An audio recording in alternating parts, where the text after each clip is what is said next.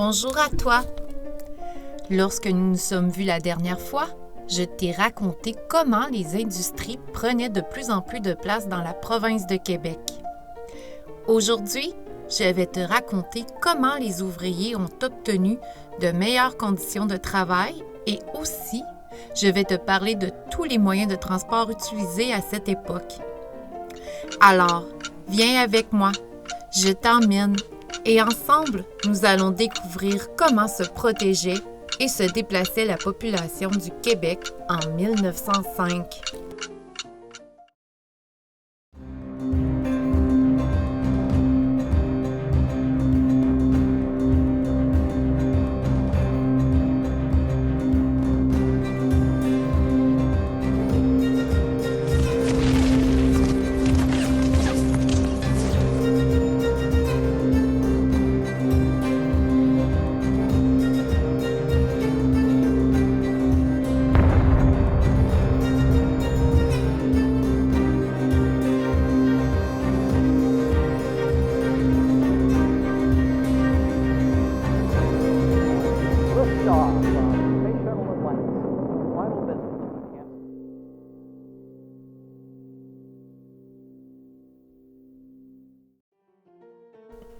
Tu te souviens qu'au Québec, en 1905, plusieurs industries voient le jour, ce qui a pour effet de produire un nouveau groupe de travailleurs qui apparaît dans la société québécoise, les ouvriers. De plus en plus de gens quittent les campagnes pour aller vivre en ville. Ces hommes n'ont souvent aucun métier précis. Ils deviennent donc des ouvriers, des hommes à tout faire pour les usines, les manufactures ou tout autre travail qui ne demande aucune qualification. Imagine à cette époque, on engage même des enfants qui peuvent avoir seulement 10 ans. Et pas pour des travaux légers, non. Ils extraient des minerais dans les mines et parfois même, ils doivent manipuler des explosifs. C'est évidemment très dangereux. Tous ces ouvriers, hommes, femmes et enfants, travaillent souvent dans des conditions épouvantables. Pour commencer, les bâtiments sont mal entretenus.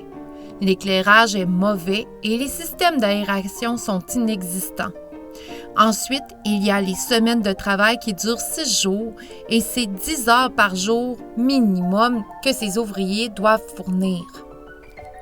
Ce sont aussi très souvent des travaux répétitifs et ça peut être très dangereux puisque les ouvriers le font sans y penser et ils oublient souvent d'être prudents.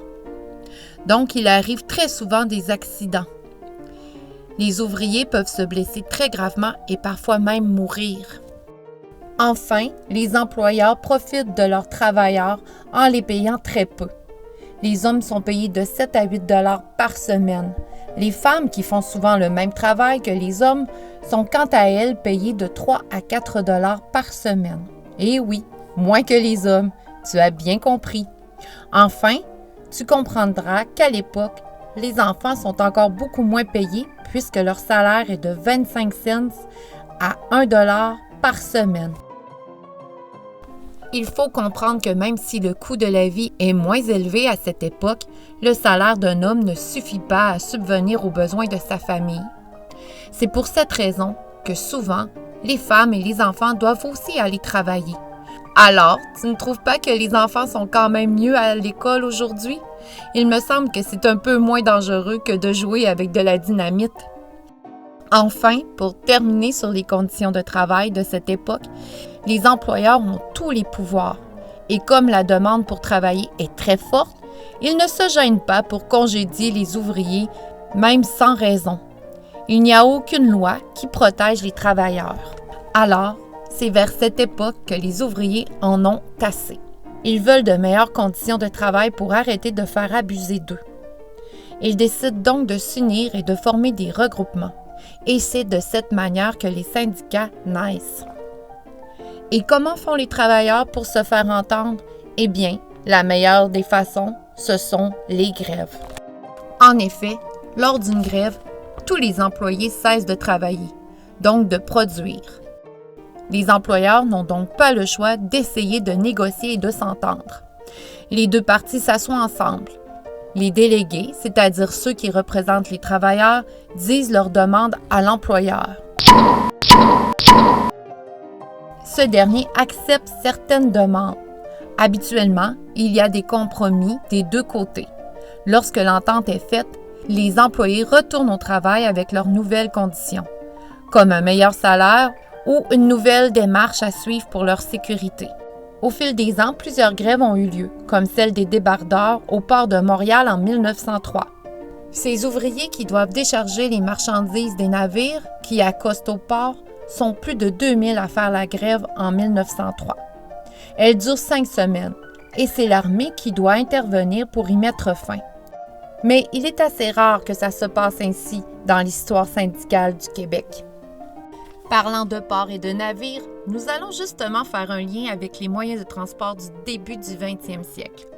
Le bateau est toujours le moyen de transport en première place puisque c'est le plus pratique.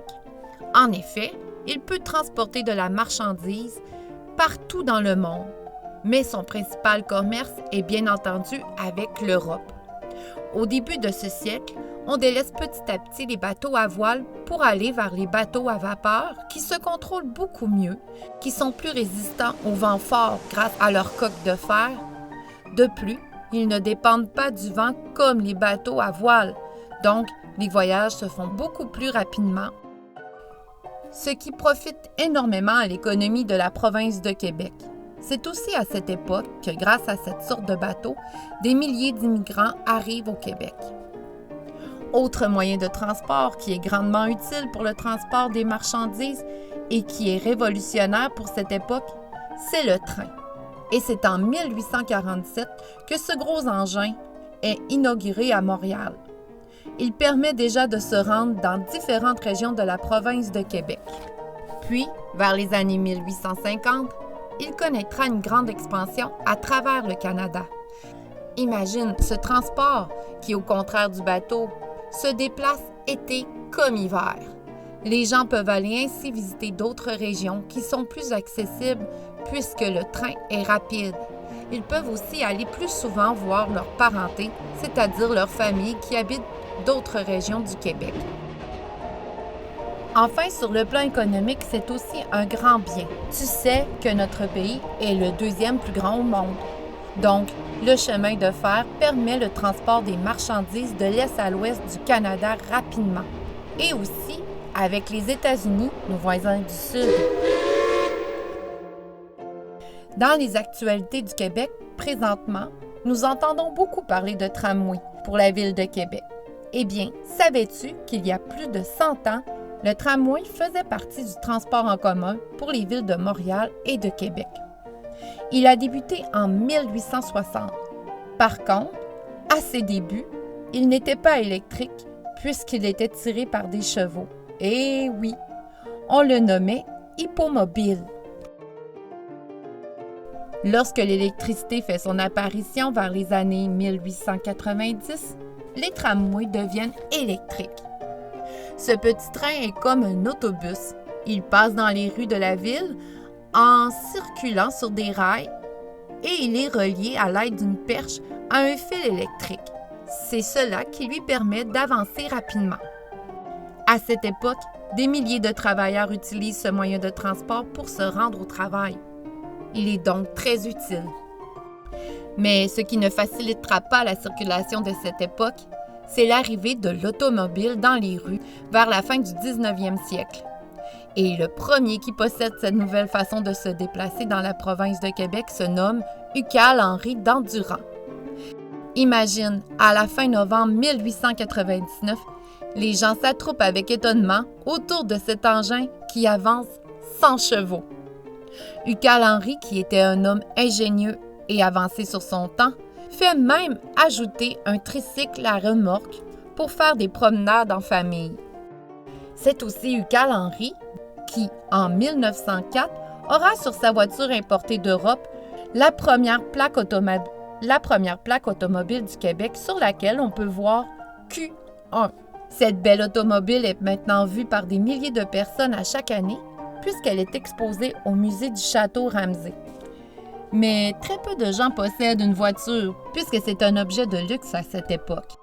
En 1906, il n'y a que 167 voitures au Québec. Cependant, avec le temps, le nombre augmente et en 1920, on en compte plus de 40 000. Comme je te le disais tout à l'heure, l'arrivée de l'automobile rend la circulation très difficile, puisqu'on retrouve dans les rues des chevaux, des chariots, des calèches, des automobiles et des tramways. En 1931, on verra une nouvelle invention apparaître dans les rues pour faciliter et rendre plus sécuritaires les déplacements de tous ces véhicules. Il s'agit, bien entendu, du premier feu de circulation. Voilà, c'est tout pour aujourd'hui. Lors de ma prochaine capsule, je te parlerai d'un sujet qui n'est pas toujours facile à comprendre, la structure des différents gouvernements de notre pays. N'oublie pas de t'abonner. À la prochaine!